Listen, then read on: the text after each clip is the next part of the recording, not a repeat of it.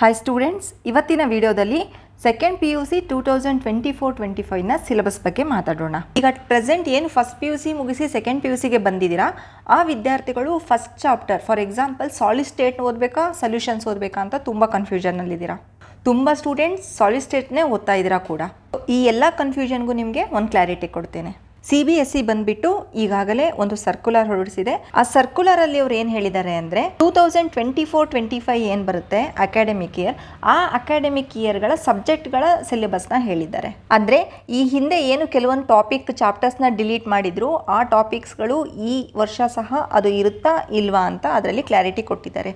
ಅದರಲ್ಲಿ ಏನು ಹೇಳಿದ್ದಾರೆ ಅಂದರೆ 2024-25 ಏನು ಇಯರ್ ಇದೆ ಅಕಾಡೆಮಿಕ್ ಇಯರ್, ಆ ಇಯರ್ಗೆ ರೆಡ್ಯೂಸ್ಡ್ ಸಿಲೆಬಸ್ ಏನಿದೆ ಆ ರೆಡ್ಯೂಸ್ಡ್ ಸಿಲೆಬಸ್ ಚಾಪ್ಟರ್ಸ್ ಮಾತ್ರ ಇರುತ್ತೆ ಅಂತ ಹೇಳಿದ್ದಾರೆ. ಓಕೆ, ಅಂದ್ರೆ ಈ ವರ್ಷ ಸಾಲಿಡ್ ಸ್ಟೇಟ್ ಇರೋದಿಲ್ಲ ಅಂತ ಅವ್ರು ಹೇಳಿದ್ದಾರೆ. ಯಾರು? CBSE ಅವರು. ಈ ವರ್ಷ 2024-25 NCERT ಸಿಲೆಬಸ್ನಲ್ಲೂ ಸಹ ನಿಮಗೆ ಸಾಲಿಡ್ ಸ್ಟೇಟ್ ಇರೋದಿಲ್ಲ. ಅಂದರೆ ಕೇವಲ ಈ 10 ಚಾಪ್ಟರ್ಗಳು ಇರುತ್ತೆ.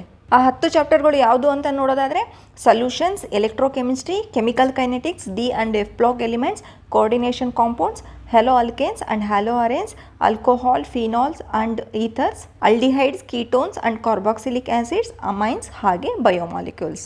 ಈ 10 ಚಾಪ್ಟರ್ ಮಾತ್ರ ಈ ವರ್ಷ, ಅಂದರೆ ಈಗೇನು ನೀವು 2025ರಲ್ಲಿ ಎಕ್ಸಾಮ್ ಬರೀತೀರಾ ಆ ವರ್ಷ ನಿಮಗೆ ಈ 10 ಚಾಪ್ಟರ್ಗಳು ಮಾತ್ರ ಇರುತ್ತೆ ಅಂತ NCERTನವರು ಹೇಳಿದ್ದಾರೆ.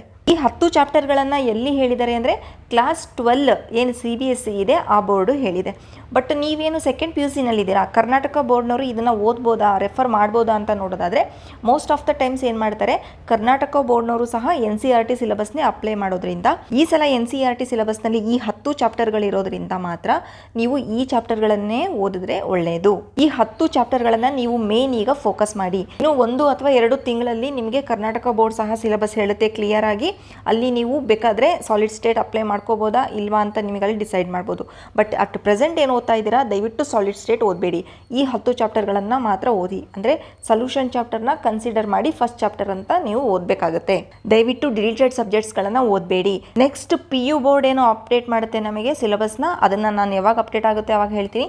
ಅಲ್ಲಿವರೆಗೂ ಈ 10 ಚಾಪ್ಟರ್ಗಳನ್ನು ಮಾತ್ರ ಓದಿ ಕೆಮಿಸ್ಟ್ರಿ. ಇದನ್ನು ಬಿಟ್ಟು ಬೇರೆ ಚಾಪ್ಟರ್ಸ್ಗಳನ್ನು ದಯವಿಟ್ಟು ಓದಬೇಡಿ. ನಾನು ನೋಟಿಸ್ ಮಾಡ್ತಾ ಇದ್ದೀನಿ ತುಂಬ ಸ್ಟೂಡೆಂಟ್ಸ್ ಸಾಲಿಡ್ ಸ್ಟೇಟ್ನೇ ಓದ್ತಾ ಇದ್ದೀರಾ, ಕ್ವಶನ್ ಕೂಡ ಕೇಳ್ತಾ ಇದ್ದೀರಾ. ಫಸ್ಟ್ ಚಾಪ್ಟರ್ ಸಾಲಿಡ್ ಸ್ಟೇಟ್ನ ನಾವು ಓದಬೇಕಲ್ವಾ ಅಂತ ಹೇಳ್ಬಿಟ್ಟು ದಯವಿಟ್ಟು ಸಾಲಿಡ್ ಸ್ಟೇಟ್ನ ಓದಬೇಡಿ. Right now consider solution as first chapter and read.